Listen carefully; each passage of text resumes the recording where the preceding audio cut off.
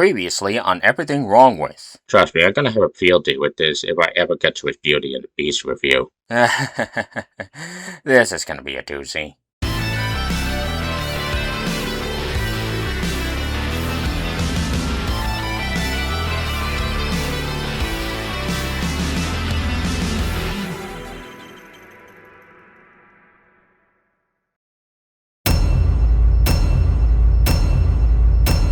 The most ridiculous idea I've ever heard.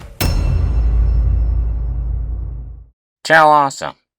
Nearly 30 seconds of intro. With its amazing animation, stunning music, and unforgettable characters, it received a standing ovation at the New York Film Festival, was the first animated movie to be nominated for a Best Picture Oscar, and is regarded by many to be one of the best animated movies ever, if not the best. Yeah, remake that shit. So what? Just because it's an already established classic doesn't mean there isn't room for a different interpretation of the story. Besides, some of the best remakes of all time are based on already established classics. 3:10 to Yuma, Ben-Hur 59, The Departed, King Kong, John Carpenter's The Thing. Oh look, they changed the logo again. Remember when they used to be clever and unique? Even the slight changes to the Disney format are becoming formulaic. Trigger 2010, Scarface 83, A Star is Born with Lady Gaga, The New West Side Story. Whoops, I got ahead of myself for a second. Anyways, considering the bulk of the movie is set within a castle, the new logo kinda makes sense, like with Maleficent and Cinderella. But don't worry, the auto-tuning disappears when she talks. The lack of emotion, on the other hand... I didn't want to come back. Have you got any new places to go? Well, if you think about it, Emma Watson's performance in this beginning portion makes sense when you realize she's gotten bored of the same old life in the village and is yearning for something more. So Belle is not only a bookworm, but the only bookworm in town. If it isn't the only bookworm in town. I'm so glad they decided to humanize her with more faults. How is it much different from the original? The town still takes notice of Belle constantly with her nose in the book, regardless of which version. Besides, the original didn't say Belle wasn't the only bookworm in town. I mean, yeah, there's that bookstore, but it's not like it's a common place for people to hang out. For all we know, Belle's the only one keeping it in business. But even that's not impressive, as there's only 12 books in this library/church? That's like saying you're a movie buff if you've only seen 8 films. And they're all pure flicks! Well, like you said, she's the only bookworm in town, so the lack of a decent library kinda checks out. Of course, we see the handsome Gaston has the hots for Belle, having just returned from battle. But ever since the war, I felt like I've been missing something. Look, just because he says ever since the war and he's in uniform just now doesn't mean he just returned from battle. Don't you ever see veterans still in uniform talk about their experiences in Iraq? Something you'll notice very quickly is while the song numbers clearly have a lot of work put into them, they still somehow seem slow and lifeless. The original has the advantage of being animated. It can exaggerate everything and get the timing perfect, practically leaping off the screen. But still, why does it seem like there's so little energy here? Well, that's kind of par for the course when it comes to animation, that real humans aren't able to move just as, like a better term, animated. As bad as Greatest Showman got, it still was quite a spectacle when it came to the musical numbers. This is because not only is the movement keeping the energy up, but so are the camera angles, the editing, and what's being focused on. This is just people walking around, and it's shot, edited, and feels like people just walking around. Because clearly townsfolk walking around town commenting on a bookworm requires just as much energy as circus performers putting on a show. You see what I mean by unfair comparisons? Pa, do you think I'm odd? Odd. Back in Paris, I knew a girl like you who was so different. Please, just tell me one more thing about her. Your mother was Say it. Say it. fearless. Odd! It should have been odd! He said how much he admires uniqueness and how being odd isn't bad. My heart was this close to melting. And what did you go with? Fearless. Oh wow, I'm instantly gonna forget about this scene. Right? The reason why Maurice used the term fearless to describe his wife was to teach Belle not to worry about what the townsfolk say about her and just embrace the differences no matter what, like her mother did. Now in the original, Belle is seen as odd because she's a bookworm that keeps to herself. But seeing how that was the kids' version and this one wants to be more adult. Don't you dare finish that sentence. Don't do it. I'm sick of it. Gaston approaches Belle and suggests they become an item, but Belle turns down his wedding proposal despite him never giving a wedding proposal. It's almost like this isn't the first time they've met and Belle knows what Gaston's up to with the way he's approaching her in his specific wording. Yeah, look at how angry he looks in the original. He says Belle's gonna be his wife. He marches off super angry after getting this whole big wedding proposal thing put together. Here, there's none of that. He looks more like, I'm in the mood for nachos. Maybe pizza? No nachos. Because he hasn't put up this huge wedding proposal like in the original. Hence why instead of being pissed off, he's trying to keep his cool in order to keep making himself look good. I once adventure in the great white somewhere. Yeah, along with your mother back, your father talking about her more, girls reading, patenting your washing machine, a rose, Gaston not asking you to marry him even though he didn't ask you to marry him. And word of advice, don't smile when you're singing what you're frustrated about. Says she shouldn't smile about her frustrations while also showing a clip of her not smiling. Yep, totally checks out. Also, she's basically summed up most of her problems by saying she wants a break from living in a town that doesn't understand her. As in, adventure in the Great White Somewhere. Such a wide range of expressions from Watson, isn't it? In the animated one, she holds her father's belonging close to her and looks worried. Here, she doesn't even glance at the damn thing. It just looks like she's been asked a hard math question. Ah boy, here we go. So, remember when I said the Blockbuster Busters review of Robots was a summation of his bullshit bias against celebrities in animation? Well, this review is a summation of the biggest problem with a lot of NC's reviews on the live-action remakes, making comparisons to the original just for the hell of it. I mean, we can clearly see through Emma Watson's expression that she's both worried about her father and concerned for her own safety. It's just as effective as in the original. The film takes what was an emotional moment of fear and discovery and almost fast forwards through it. Quickly offering up her life. Punish me, not him. Check. Quickly revealing the beast. Check. Quickly having Beast realize what this could mean. Oh, we didn't even have time for that. Okay, whatever. Emotions are secondary in a romance. First of all, we must have seen two different movies because you make it seem like this movie is more hasty through the scene than it actually is. In the actual film, notice how hesitant Beast was in showing his face before Belle used Lumiere to show it. Secondly, Belle offers to take her father's place so quickly because she was quick to realize he took the rose for her. And third, you say that like Beast doesn't realize what Belle's sacrifice could mean for this curse. Again, look at the scene and notice Dan Stevens' expression of empathy when Belle calls out his lack of sympathy towards both of them. You can clearly see a hint of realization that maybe her presence could lead to a connection that would lead to the end of his curse. But listen to this line from the original. Have you thought that perhaps this girl could be the one to break the spell? Of course I have. I'm not a fool. Well, guess who goddamn is? This beast hates that she's in a nicer room, roaming around the castle, and has to be told that she's the one that could possibly break the spell. It's not that this version of Beast is an idiot. As stated before, deep inside he knows Belle could be the one to break the spell.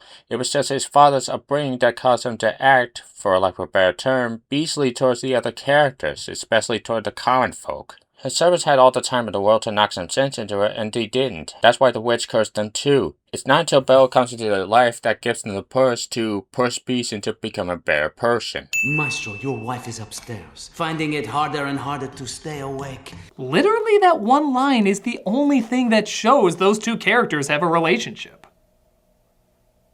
Do you follow it? Why is she tired? What does it mean that she's tired? Why is she upstairs? And don't they see each other or talk to each other at all? The place is big enough that they could work out something. We see her come to the balcony and the stairs seem big enough to support either of them. Why don't they see each other at all? She's tired because she and the other servants are becoming more like inanimate objects the more time passes. And do you seriously think those stairs could support the weight of either a giant piano or a giant wardrobe?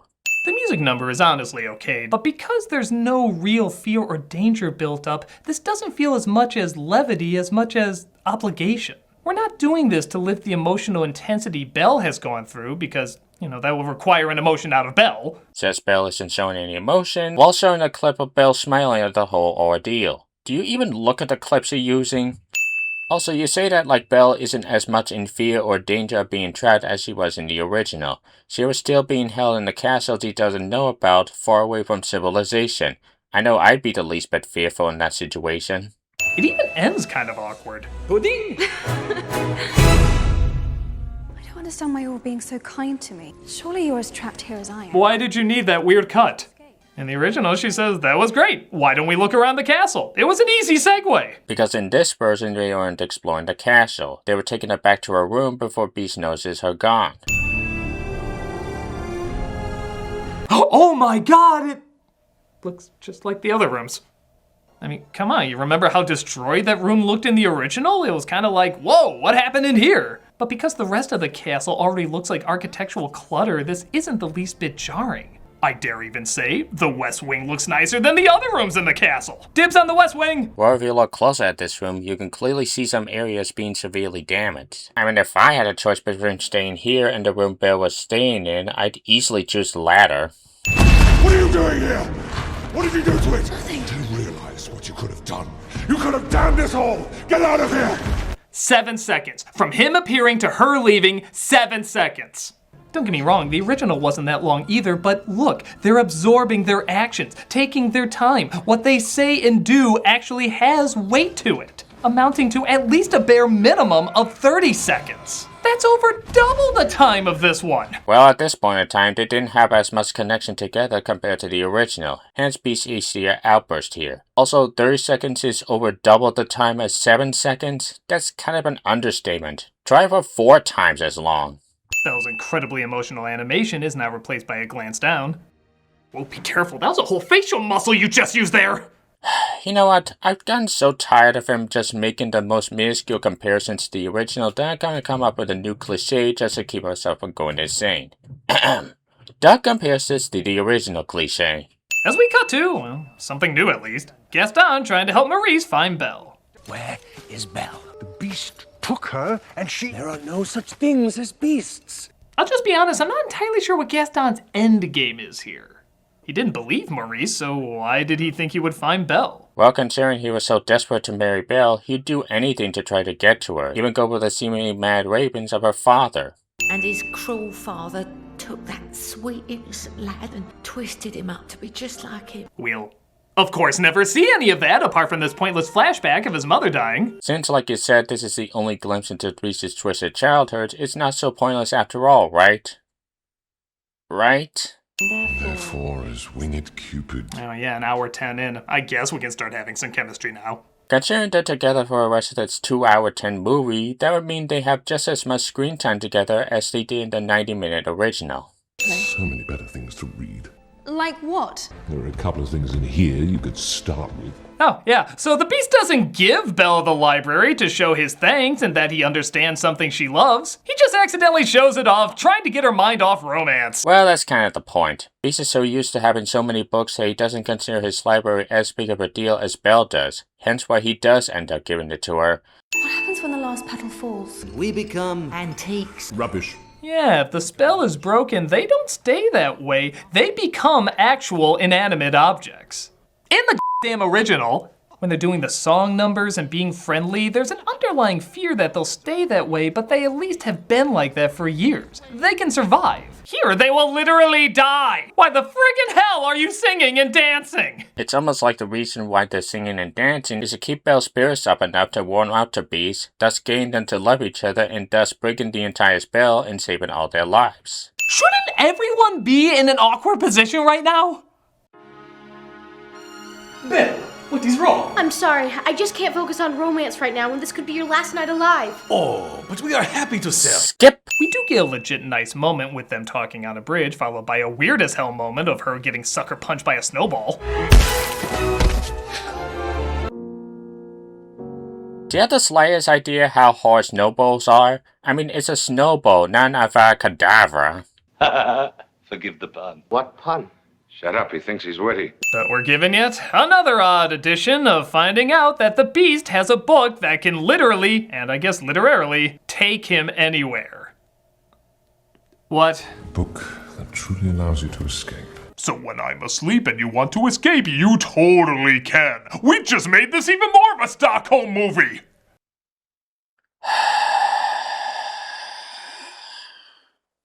That being said, I do have to remove a scene here. This whole book subplot makes no sense whatsoever. Beast was cursed to remain in the secluded castle, except he totally isn't, as he can use the boat to temporarily go on vacation. That's not punishment, that's every introvert's dream. Let's stay here and awkwardly do our ballroom scene that feels more like 2 third graders being forced to hold hands. Yeah, this scene was pretty romantically laid out in the original, wasn't it?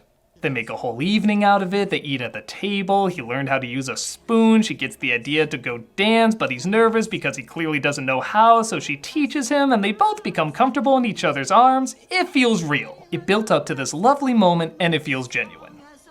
Again, all skipped. Just go straight to the ballroom. Except this movie does have build-up to this moment, albeit different build-up. Notice how you cut the scene immediately before, showing Beast being nervous after inviting Belle over to dance before his servants suck him through? Belle sees through the mirror, though, that Gaston is having her father locked up. Not to get Belle to marry him, but just to cover his tracks for trying to kill him. That is so much better. Wait, it's bullshit. It's bullshit! So you're gonna explain why it's bullshit, right? Right? He's in trouble. Then you must go to him. Wow, again, barely even thought about it. This is actually kind of amazing. Look at the same scene in the Good Movie. He was told he was dying. He looks at the rose, thinks for a moment, on the verge of tears. He then tells her she can go. He realizes what he's giving up, but he loves her so much he's willing to make the sacrifice. This sounds more like an Office favor. You know you can read that Steven's facial expressions that tell you everything, right? And plus, like he'll say later, there's no time to waste. This is a damn messed up lady. She's gonna punish the servants with death if the Beast doesn't fall in love. She erased all memory of government, kept families apart, pretty much altered this entire world, and for what? So they could learn overcoming prejudice comes down to beastly violence? So she could let another selfish asshole ruin things while she watches and does nothing? That dude served in war too, why wasn't he given the Beast treatment rather than just watching him die? Her secretly viewing this doesn't make her an all-knowing angel, it makes her a friggin' psychopath! To be fair, most of what you said also applies to the original too, from her keeping Beast and his servants apart from friends and family to altering the entire world. If anything, she's even worse than the original when you realize Beast was 10 years old when he got cursed. No, I'm not kidding. Watch the original again and think about it for 10 seconds. And look, the best singer actually gets the finishing song up, not quite. Shut up, McDonald. You got this voice to contend with. Seriously? You're judging Emma Thompson's talents based on that one out-of-contest Man in Black clip? That's like judging director Bill Condon's talents on this movie solely based on his prior experience with the Twilight films. Oh wait.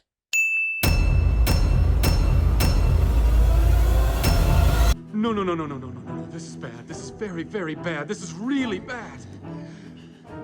They just can't get my nose right.